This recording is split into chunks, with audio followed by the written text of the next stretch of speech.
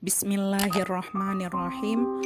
Assalamualaikum warahmatullahi wabarakatuh. Alhamdulillahirabbil alamin wa bihi nasta'in ala umuri dunya waddin. Assalatu wassalamu ala sayyidina Muhammadin wa ala alihi wa sahbihi ajma'in.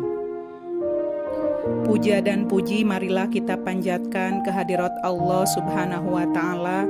Sholawat beserta salam semoga tercurah limpahkan kepada baginda kita, yakni Habibana wa Nabiyana Muhammad sallallahu alaihi wasallam. Alhamdulillah, pada kesempatan ini kita bisa bertemu kembali pada mata pelajaran pendidikan agama Islam, materi indahnya saling menghormati.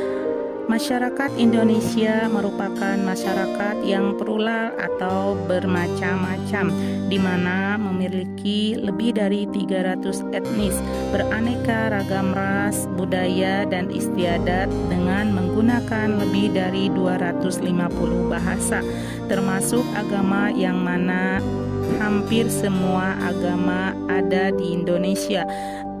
Sudah sejak lama masyarakat Indonesia dikenal sebagai bangsa yang religius. Kehidupan agama di negeri ini mempunyai tempat tersendiri yang utama sebagai upaya pemenuhan kebutuhan atau keperluan dari kehidupan masyarakat itu sendiri, baik sebagai makhluk individu maupun sebagai anggota masyarakat secara bersama. Adanya macam-macam agama dan kepercayaan di Indonesia merupakan suatu kenyataan. Diharapkan dengan kenyataan tersebut, setiap orang dan umat beriman dituntut untuk mengambil sikap yang menegaskan bahwa agama mempunyai makna dalam kehidupan bermasyarakat. Salah satunya adalah pentingnya memupuk persaudaraan umat beragama. Oleh sebab itu, perlu sikap saling menghormati dan menghargai keragaman yang ada, atau bisa disebut dengan toleransi. Melafalkan surah Al-Kafirun. Surah Al-Kafirun dalam Al-Quran terletak pada urutan surah ke-109. Surah ini terdiri dari 6 ayat dan tergolong surah Makkiyah. Penamaan Al-Kafirun adalah orang-orang kafir, diambil dari lafal Al-Kafirun yang terdapat pada ayat pertama surah ini. Pokok kandungan surah Al-Kafirun adalah tidak diizinkannya kompromi dalam urusan peribadatan atau praktik keagamaan.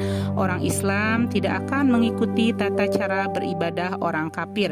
Begitu juga sebaliknya, masing-masing umat beribadah menurut ajaran agamanya sendiri. Juga masing-masing umat harus menghargai keyakinan atau agama lain, yaitu toleransi. Sekarang mari kita baca surah Al-Kafirun. A'udzu billahi minasyaitonir rajim. Bismillahirrahmanirrahim. Qul ya ayyuhal kafirun la a'budu ma ta'budun wa la antum 'abiduna ma a'bud wala ana abidum ma abattum wala antum abiduna ma a'bud lakum dinukum waliyadin. Artinya, dengan nama Allah yang Maha Pengasih, Maha Penyayang. 1. Katakanlah Muhammad, hai orang-orang kafir, aku tidak akan menyembah apa yang kamu sembah, dan kamu bukan penyembah apa yang aku sembah, dan aku tidak pernah menjadi penyembah apa yang kamu sembah, dan kamu tidak pernah pula menjadi penyembah apa yang aku sembah. Untukmu agamamu dan untukku agamaku. Kemudian kita belajar menulis surah Al-Kafirun. Menulis huruf Al-Quran harus dengan benar. Kita harus bisa menulis huruf Al-Quran dengan baik, benar, dan indah, serta harus giat berlatih.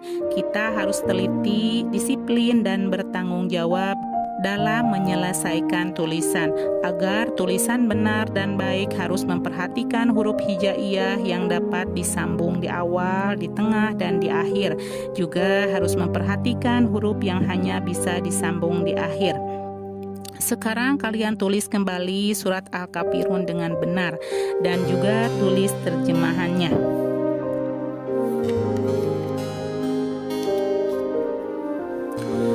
Memahami pesan yang terkandung dalam surah Al-Kafirun atau bisa disebut Asbabun Nuzul surah Al-Kafirun.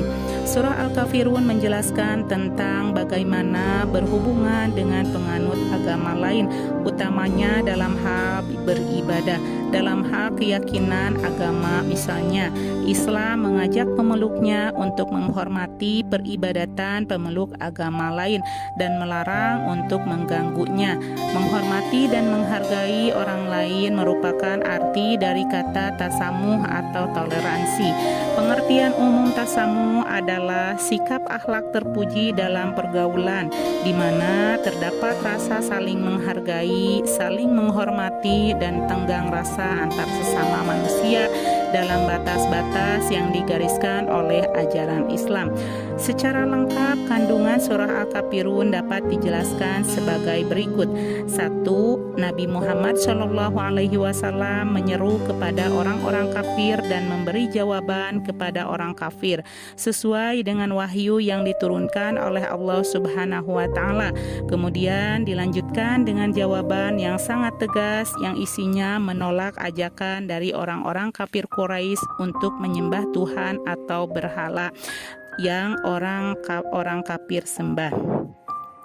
2. Orang-orang kafir yaitu orang-orang yang ingkar kepada Allah Subhanahu wa Ta'ala atau menolak kebenaran Allah Subhanahu wa Ta'ala dan tidak mau untuk menyembah dan beribadah kepada Allah Subhanahu wa Ta'ala. Perilakunya disebut dengan kufur. 3. Keimanan kita kepada Allah Subhanahu wa Ta'ala tidak boleh dicampur adukan dengan selainnya. Sebagai umat Islam, kita tidak boleh melakukan perbuatan syirik, yaitu menyembah selain kepada Allah Subhanahu wa Ta'ala. Perbuatan syirik termasuk perbuatan dosa yang sangat besar. 4. Rasulullah SAW setelah menolak untuk menyembah Tuhannya orang kafir, kemudian memberikan ketegasan kepada orang-orang kafir bahwa mereka orang-orang kafir bukan penyembah Allah Subhanahu wa Ta'ala yang Rasulullah SAW dan para sahabat sembah. 5. Nabi Muhammad SAW memberikan penegasan kepada orang-orang kafir untuk tidak memaksakan kehendak kepada orang lain untuk menganut suatu agama atau keyakinan tertentu. Ini artinya bahwa setiap orang berhak memilih dan menganut agama sesuai dengan yang diyakini. Surah Al-Kafirun turun berkaitan dengan adanya ajakan kaum musyrikin Quraisy yang selalu berupaya untuk membendung dakwah Rasulullah SAW, mulai dengan bujukan sampai dengan penyiksaan atau kekerasan. Namun, apa yang dilakukan kaum Quraisy tersebut selalu mengalami kegagalan. Kemudian timbul gagasan untuk mengajak kompromi Rasulullah SAW. Para pembesar Quraisy mengajak Rasulullah SAW beserta para sahabat untuk menyembah apa yang mereka sembah selama 1 tahun. Kemudian 1 tahun berikutnya mereka juga menyembah Allah Subhanahu wa Ta'ala dengan tuntunan Rasulullah SAW.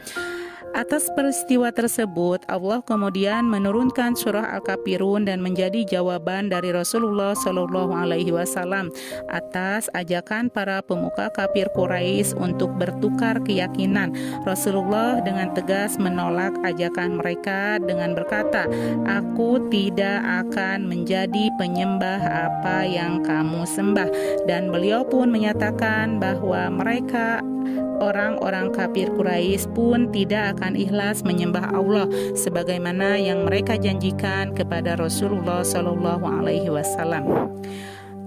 Pada ayat yang terakhir semakin tegas sikap yang ditunjukkan oleh Rasulullah dalam hal akidah, bahwasannya dalam hal beribadah kita berhak untuk melaksanakan ajaran sesuai dengan tuntunan agama kita.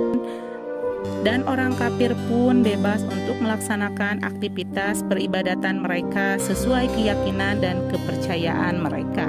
Al-Kafirun yang terdapat pada ayat pertama surah ini. Surah Al-Kafirun berkaitan dengan ajaran toleransi atau sikap saling menghormati. Masing-masing pemeluk agama harus saling menghormati keyakinan, tidak boleh memaksakan kehendak atau keyakinan sendiri. Nah, hanya itu yang bisa disampaikan pada kesempatan kali ini. Semoga bermanfaat untuk kita semua. Ditutup dengan doa kafaroh majlis. Bismillahirrahmanirrahim. Subhanaka Allahumma wa bihamdika asyhadu alla ilaha illa anta astaghfiruka wa atubu ilaik. Rabbana atina fid dunya hasanah wa fil akhirati hasanah wa qina azabannar. Wassalamualaikum warahmatullahi wabarakatuh.